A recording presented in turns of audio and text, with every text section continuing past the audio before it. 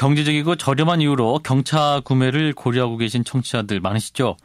그런데 정부가 내년부터 경차 구매자에게 11년간 면제되었던 7%의 취득세를 다시 부과하는 방안을 검토 중인 것으로 알려졌습니다.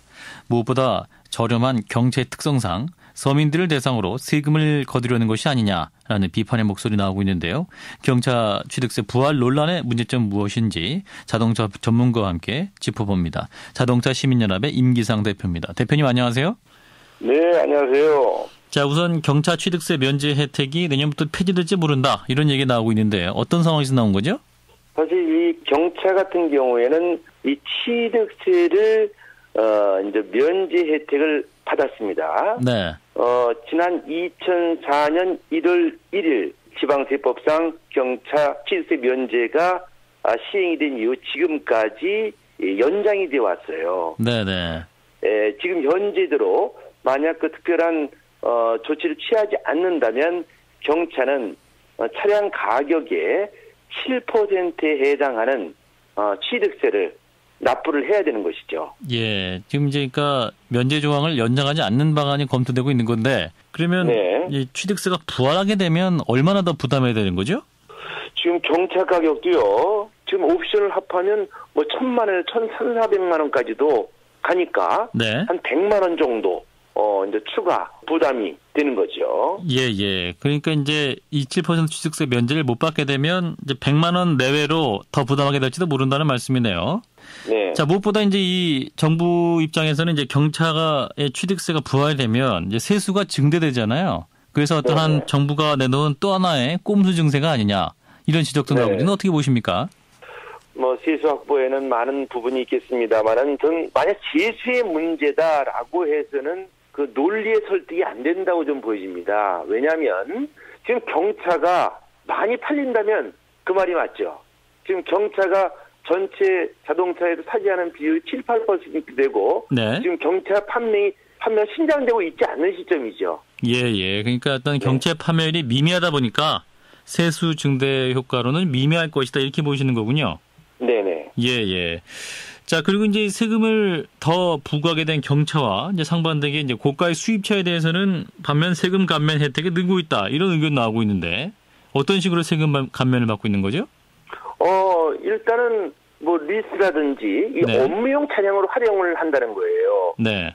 그렇기 때문에 이 업무용 차량이라고 하는 것은 이제 비용을 그만큼 보존받을 수 있는 것이기 때문에 예를 들어서 부가세라든지 차량에서 발생되는 비용 같은 것이 말 그대로 비용으로 다 처리가 되는 거죠. 네. 구입 시서부터 처리가 되기 때문에 일반 뭐 이런 국산차를 사는 일반 국민하고는 뭐 출발 선상서부터 차이가 날 수밖에 없는 거죠. 예, 뭐 취득세라든지 자동차세, 뭐 보험료, 유류비 등 뭐 그렇죠. 전액 무제한으로 경비 처리가 가능하다면서요? 네, 그렇습니다. 예. 그럼 실제로 일단 법인 명의로 고가의 수입차 사는 비율이 높습니까? 지금 현재 이 고가 차량 같은 경우 우리나라는 리스라든지 이런 것을 비교할 때 이런 혜택을 받는 차량이 80% 정도에 된다는 기준치도 있으니까요. 네. 어떻게 됐든 이런 법인이라든지 업무용으로 구입을 해서 세제 혜택을 받는 경우가 더 많다라는 거죠. 예, 그렇군요.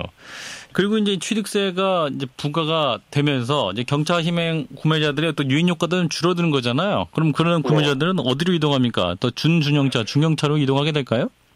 사실 그 경차에서요, 고급형 경차가 1,400~500만 원 정도 간다. 네. 그럼 여기다가 3,400~4,500만 합하면 준중형이라도 갈 수가 있는 것이고요. 네. 그리고 요즘 같은 경우에는 자동차 회사들이 말 그대로 많이 팔리는 자동차에 한해서는 무이자 할부라든지 이런 인센티브도 많이 부과하고 있습니다. 네. 그렇기 때문에 이 경차의 유저들이 결과적으로 이런 RV나 SUV 그리고 중형차급수로 이동을 하지 우리나라에서는 지금 가장 안 팔리는 차가요. 이 소형차와 경차급입니다. 예, 그렇군요. 자, 그러면 이제 자동차 기업 입장에서 그러면 어떻게 이득이 될까요? 자동차 회사의 입장에서 본다면 제작사 입장에서 본다면 결과적으로 경차를 구매할 수 있는 소비자들이 차량 구입을 포기하는 대기 수요로 가는 것이 아닙니다. 네. 전환 수요로 갈 것이다. 네. 그러면 경차보다 부가가치가 높은 중형차나 RV 자동차로 간다면 자동차 회사에서는 뭐 이 취득세가 자동차 회사가 내는 것도 아니고요. 예. 어차피 소유주가 내는 것이기 때문에 표정 관리할 수밖에 없는 거죠. 자동차 회사들도요. 지금 경차 팔아분들 우린 남는 게 없다. 네. 팬 서비스다. 이런 상황이기 때문에 뭐 경차 갖고 뭐 광고를 할 일도 없을 것이고요. 또 경차에다가 뭐 기술 개발을 해서 좀 더 좋은 경차를 만들려고 하는 노력을 하느니 돈 되는 자동차에다가 그런 노력을 기울여서 더 많은 부가가치를 올리는 쪽으로 갈 수밖에 없는 기업의 생리 아니겠습니까? 예. 반대할 수 있는 입장이 아니고 고스란히 이런 부담은 경차 수요자에게 갈 수밖에 없는 겁니다. 아, 그렇군요. 어떻게 보면 말씀하신 대로 표정 관리라고 하셨는데 자동차 회사 입장에서 전혀 손해볼 게 없는 장사네요. 그렇죠. 지금 경차를 안 만드는 자동차 회사도 있지 않습니까? 네. 그리고 경차는 자동차 회사 입장에서 본다면 주력 자동이 아니에요. 예. 결국 어떻게 보면은 우리나라 자동차 시장은 경차는 홀대하고 수입차를 권장하는 나라다 이렇게 볼 수 있을 것 같은데요. 지금 경차를 구입하는 자동차를 놓고 볼 때요. 10년 전에는요. 네. 초보 운전자 20대 여성 운전자가 주 고객이었습니다. 아, 예. 지금 현재는요. 50대입니다. 이 50대들이 베이비 부모 세대들이 앞으로 살 날이 많기 때문에 절약을 내기 때문에 주 고객층이 50대로 바뀐 거예요. 네네. 그러면 여기서 취득세를 부과하지 않고 이 시너지 효과를 잘 낸다면 50대가 경차를 탄다라고 했을 경우에 시너지 효과도 더 그만큼 클 수밖에 없다라는 것이죠. 네. 그래서 이런 부분을 참고할 때 경차는 어떻게 됐든 우리나라 같이 밀집되어 있는 이런 나라 구조에서는요. 네. 상당히 메리트가 있는 것이고 또 탈만한 자동차라고 보여지기 때문에 이 취득세 이런 부과도 다시 한번 재고할 필요는 있다고 보여집니다. 예, 지금 말씀 들어보니까 뭔가 좀 서민들의 지갑은 더 얇아지는 쪽으로 가고 있는 것이 아닌가 또 이런 생각도 드네요. 네, 말씀 고맙습니다. 네, 감사합니다. 네, 자동차 시민연합의 임기상 대표였습니다.